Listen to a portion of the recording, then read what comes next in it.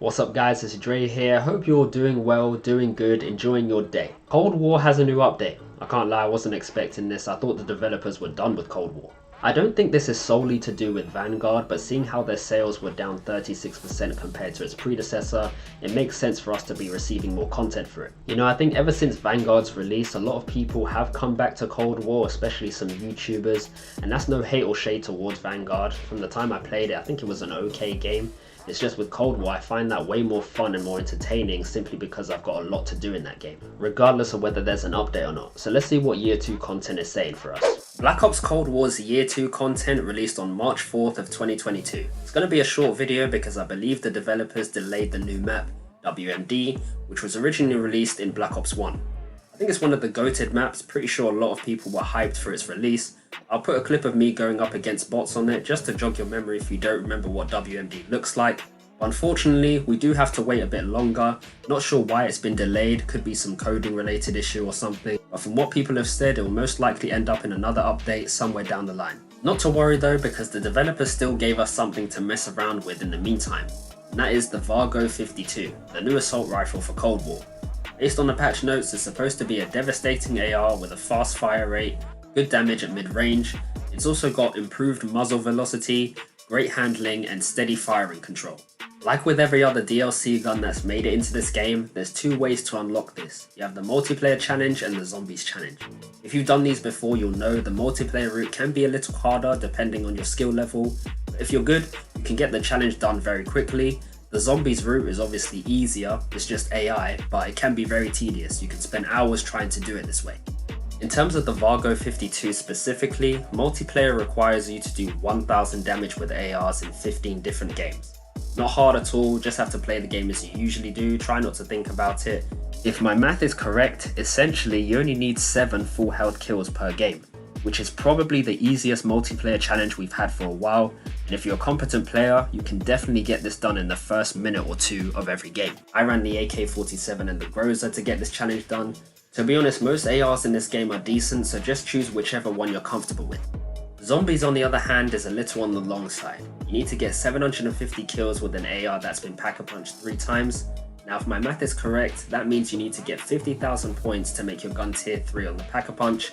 Then you need to go on and get 750 kills on top of that. It can be done in one game on Endless for sure, but by the time you even have 50,000 points, you'll be approaching around round 30 maybe, and zombies will be a little harder to kill after that. So if you haven't done it yet, I'd say do it on multiplayer. You know, it's really not that hard. I'm average at the game, so if I can do it, I'm sure you can too. Or you know, if you want to farm zombies, you can do the other method if you prefer. Not a bad idea if you want to multitask, level some guns up, or get some zombie camos, etc. If you want to get it done quickly, multiplayer is the way. Let's get into the specs about the gun. So as I said before, the Vargo 52 is an assault rifle, and my experience while using it so far has been pretty good. I have had some issues using it stock though, but the starting clip size is 30, which can go up to 40 or 50 with magazine attachments. It has an RPM of 800, very high for an AR, and it can definitely challenge most SMGs if you find yourself in a situation like that. I think it's even higher than the Bullfrog, one of my favourite SMGs, and almost on the same fire rate level as the MP5 or the OTS-9. The recoil pattern is pretty straightforward, seemingly goes straight up, but it does bend slightly to the left a bit, then recenters back to the right. The damage is very good, especially at mid-ranges. You can out DPS a lot of players with it. It's definitely a hard-hitting assault rifle, kind of reminds me of the AK-47, but I do think the RPM is helping out in that respect though. However, there are a few downsides to this gun which made it a little rough when leveling it without any attachments. The first noticeable thing is that the sprint to fire time is quite long. I believe it's 400 milliseconds, but I've lost a lot of engagement simply because I couldn't get my gun up fast enough. Also, the base clip size is not enough. Because of the RPM, you burn ammo so quickly with this gun, meaning a magazine attachment is a must in my opinion. And given that the reload time is a tad slow, you may get yourself snuffed while reloading if you aren't too careful. Using this weapon stock, I found that it did have a bit of recoil, like a little kick to it, so bear that in mind when adding attachments too.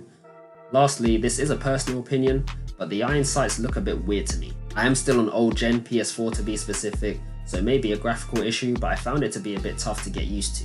And I'm one to use iron sights as much as I can so I can save a slot for another attachment, but this isn't too bad. You know, there are definitely worse iron sights out there. When it comes to zombies, however, it's nothing special really. It would perform as you would expect of any AR. Pretty good at cleaning up your trains thanks to its good damage and RPM, but other than that, nothing really stood out for me. When you pack a punch it, your weapon becomes the Dragon Executioner. Cool name I guess, not too cringy, and you can get up to 99 rounds with it in one clip, which is nice.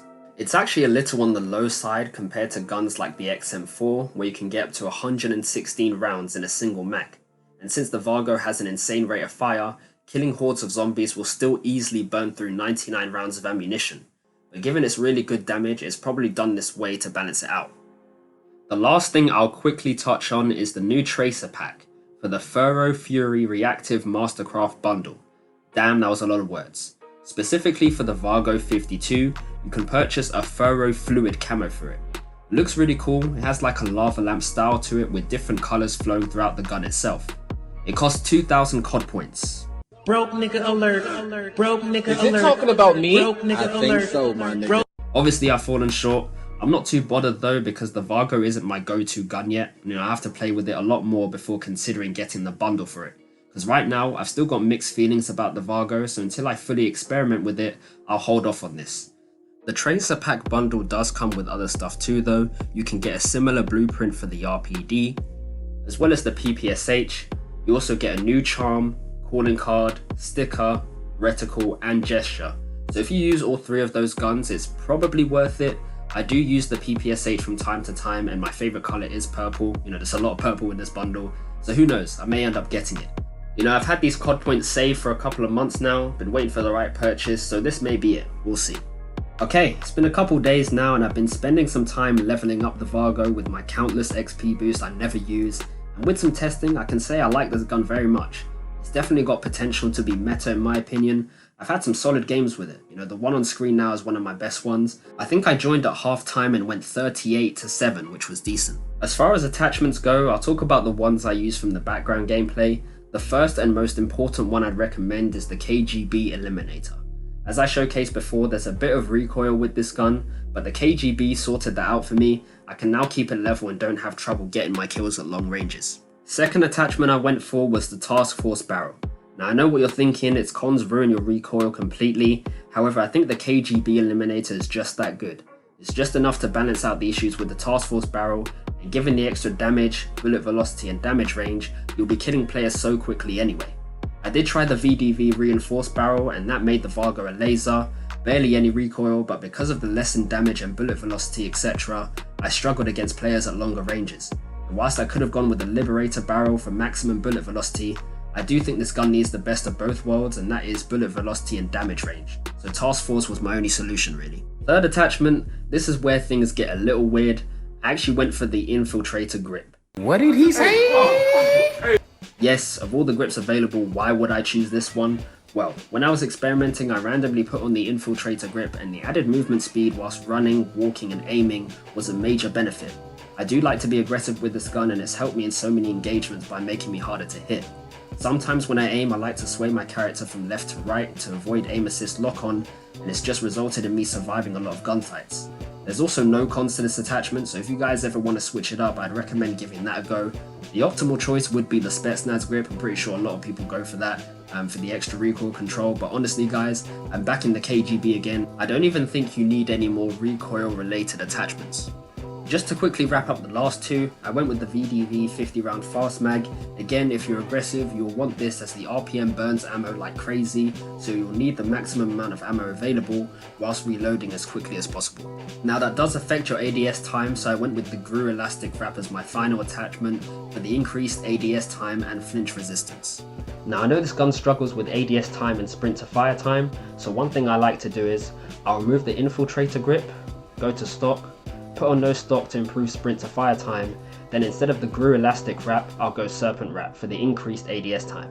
I felt like this would be a good combination with fewer cons that would help the Vargo handle so much better, since it would be less sluggish if you do sprint a lot in this game. And just to clarify, this is all personal preference, you can use whatever you want. I just wanted to give my suggestions of what I found to be good for this gun. And lastly, I actually ended up buying the bundle. 2,000 COD points down the drain, but it was worth it. There was an animation on the Furrow Fluid camera I had no clue about, only just noticed it from the news section later on in the week. It's a sick animation, so I just had to get it. There's also a unique animation to the gun when you inspect it, it's really cool. Okay, so to my surprise, WMD has now just been released. I thought it'd take a bit longer, but it seems that they were only dealing with minor fixes. Nice to see their consistency. Not sure when this video will go up, but for reference, I got this update on the 17th of March. Not a big update at all, only 3 gigabytes. Because of my garbage Wi-Fi, it took me over an hour to install. But anyway, I'll try not to talk about it too much since my video is already getting long. As for WMD, it's got a 24/7 mode, so you can play it as much as you want this week. It's available for TDM, Domination, Kill Confirmed, and Hardpoint. Unfortunately, you can't play this map in Search and Destroy, not sure why. I don't play S&D, so I'm not bothered, but I know it's still quite popular among the Cold War community, so it still kinda sucks. I would have been interested to see where the bomb site placements would go, given that there's a lot of indoor areas on this map. But I myself have also taken an L here. WMD is not available for 12v12, one of my preferred modes. I don't think it's a size issue, considering you can play 12v12 on Nuketown. I actually think WMD is quite a large map, so 12v12 would have worked well here, in my opinion. But who knows, they may eventually incorporate it in these modes somewhere down the line. As for the map itself, it looks good. Graphically speaking, it holds up well, especially if you're an old gen like me. I haven't noticed anything particularly bad. But anyway, I think this map is great for snipers. There's at least 2 or 3 long sight lines to get your shots off.